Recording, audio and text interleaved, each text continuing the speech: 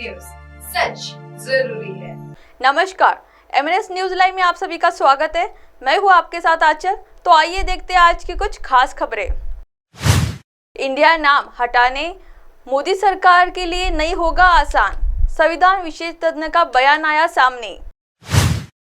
भारत अंग्रेजी नाम इंडिया को हटाने की मांग अब कई महान हस्तियां भी उठा रही है। क्रिकेटर वीरेंद्र सहवाग ने लेकर कई बॉलीवुड हस्तियों में देश को सिर्फ भारत नाम से पुकारने का समर्थन किया है। हालांकि केंद्र सरकार के लिए इंडिया नाम हटाना आसान नहीं रहेगा, इसके लिए कई चुनौतियां भी सामने आएगी। अब आइए बढ़ते अगली खबर की ओर।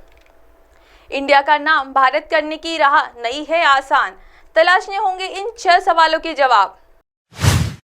विष्णु पुराण का एक श्लोक है, उत्तर यत् समुद्र हिमाद्रेशेव दक्षिणम वर्ष तद्दारत्य नाम भारती यंत्र समाप्तिहा।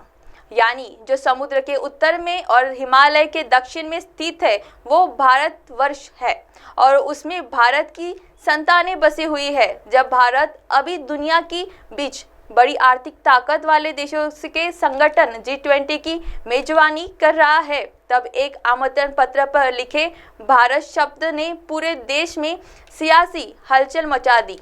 सवाल पूछा जाने लगा कि क्या केंद्र सरकार अब देश का नाम इंडिया और भारत नहीं बल्कि सिर्फ भारत करने वाला है। इसकी 4 वजह है। पहले, राष्ट्रपति भवन की तरफ G20 के दौरान डिनर के लिए जाने निमंत्रण पत्र का द प्रेसिडेंट ऑफ भारत लिखा गया। फिर G20 बैठक में अधिकारियों के बदलते हुए पहचान पत्र सामने आए जिसमें भारत लिखा हुआ है। इसके बाद एक ऐसी तस्वीर भी सामने आई जहां दक्षिण अफ्रीका और ग्रीक में प्रधानमंत्री के दौरे पर फंक्शन नोट पर प्राइम मिनिस्टर ऑफ भारत लिखा दिया। वही चौथी तस्वीर 7 सितंबर को होने वाले इंडोनेशिया के दौरे के फंक्शन नोट की है, उसमें भी प्राइम मिनिस्टर ऑफ भारत ही लिखा हुआ है।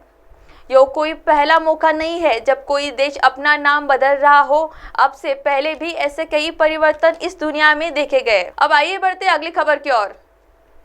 इंडिया गठबंधन में सबसे बड़े हथियार पर ही तकरार, ममता ने रुख पर कैसे निकलेगा समाधान। जातिगत जनगणना के मुद्दे को विपक्षी गठबंधन इंडिया लोकसभा चुनाव 2024 में बीजेपी के खिलाफ सबसे बड़े हथियार के तौर पर इस्तेमाल करने की तैयारी कर रही है। विपक्ष लगातार जातिगत जनगणना को लेकर सियासी बिसात पिचाने में जुटा हुआ था, लेकिन अब ये इंडिया के घटक दलों के बीच सिर्फ तकरार ही नहीं बल्कि गठबंधन के गले का फांसा भी बन गया है। पश्चिम बंगाल की मुख्यमंत्री व टीएमसी प्रमुख ममता बनर्जी ने जातिगत जनगणना के पक्ष में नहीं है। ऐसे में ममता के स्टैंड से विपक्षी गठबंधन के घटक दल हैरान है, जिससे चलते सवाल उठ रहा है कि इंडिया गठबंधन में फूट पड़ सकती है। हिंदी पट्टी की विपक्षी पार्टियां जातिगत जनगणना के मुद्दे पर बीजेपी को पिछड़ा और दलित विरोधी कटघरे में खड़ा करना चाहती है, क्योंकि केंद्र सरकार, मोदी सरकार इसके तैयार नहीं है।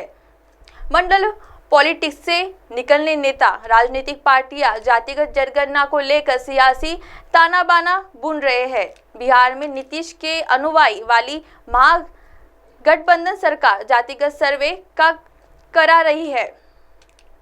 सपा के अध्यक्ष अखिलेश यादव भी इस मांग को लगातार उठा रहे हैं। कांग्रेस के कर्नाटक के बाद मध्य प्रदेश और राजस्थान में भी ऐलान किया है कि कांग्रेस की सरकार बनने के बाद जातिगत जनगणना होगी। अब आप हमारे चैनल को आपके मोबाइल पर भी देख सकते हैं। मोबाइल ऐप पर देखने के लिए प्ले स्टोर से MNS news TV app download करें। इंस्टा, लिंक, ट्विटर, हाईकुक, फेसबुक और कई सोशल मीडिया प्लेटफॉर्म पर हमारा चैनल उपलब्ध है। आप हमारे चैनल को लाइव भी देख सकते हैं www.mnsnewstv.com। फिलहाल वक्त हो चला है ब्रेक का। ब्रेक से लौटने के बाद देखिएगा देश और दुनिया की तमाम बड़ी खबरें। बने रहिए एमएनएस न्यूज के साथ।